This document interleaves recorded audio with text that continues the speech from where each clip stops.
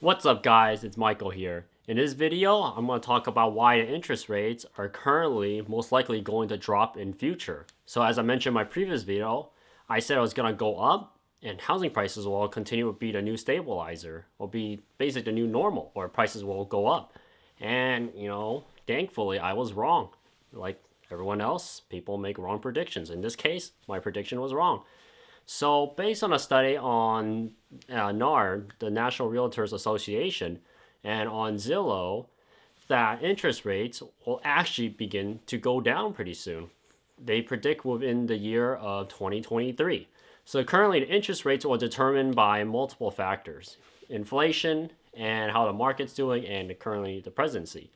So, why is it going down? There's multiple reasons and factors, but the interesting part is most people who want to get houses. So during 2020 to now 2022, the reason why a lot of people bought homes and why interest rates went up because is to curb inflation. When they raise interest rates to curb inflation, they basically change how the economy works. A lot of things go up in price and a lot of things go down in price. It's always a fluctuation. So how do they curb against those type of inflation is to buy assets. So assets such as real estate, stocks and bonds, anything that can beat inflation. Basically, whatever your dollar's value, it's going to be valued even more if you invest. But how is this how to deal with inflation? And how is why mortgage rates are now going to drop, most likely in the future, based on studies from Zillow, Redfin, and also the National Realtors Association. So, how it works for interest rates and mortgage rates currently right now is right now they're hovering around based on whatever your FICO score is. So, your FICO score is, or you can call it basically your score that tells you whether or not you're a trustworthy person to be lending money to. So, let's say you have a FICO score around, let's say like 500 to 600, which is considered really low. Meaning is that when people lend money to you, they look at your score, they find out you're a high risk individual. So your score can go down from like many factors, but the only way to fix it is time and paying your bills on time, and also cutting back on your spending. Maybe instead of cutting back all your spending, as I mentioned in previous video, you have a little bit of spending, so it gives you a history. So FICO score is based on your history for anything for small purchases to large purchases. But how does interest rates work, and especially in this case, mortgage rates? Because when people buy houses or buy really expensive items such as cars, homes, or you name it for investments, they need to borrow a certain amount of money because most people do not have that much cash at hand. So that is where interest rates come in hand. In this case, mortgage rates, specifically pertaining to real estate, is going to drop because now since the economy has recovered and now inflation itself is starting to levelize out and become a new normal, and especially pertaining to real estate, the prices are going down. So, based on Zillow and based on working in real estate myself, before I said it's gonna go up or it's gonna be the new like standard or level. That's true, but in my case, it was partially wrong. Meaning interest rates right now are still around that price range between 5% to 7%. 7% if your FICO score is really bad, 5% to the upper 4% if your FICO score is really high.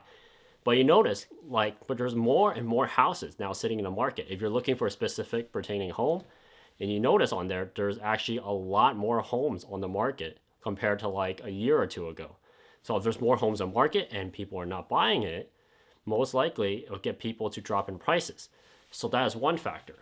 The supply and demand are now beginning to change. Another factor is people who are buying homes and flipping them.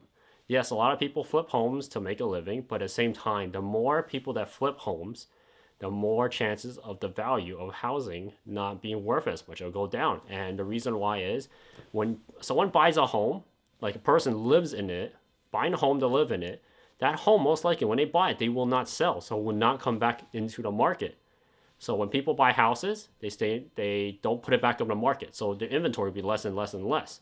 But if you get a lot of people who are flipping homes in this case, like buying up older properties, sometimes the newer ones, and trying to like update its value to whatever current level it is or whatever the community is buying, and they try to sell it, then whatever home they take out is usually within that same year, they put it back up into market.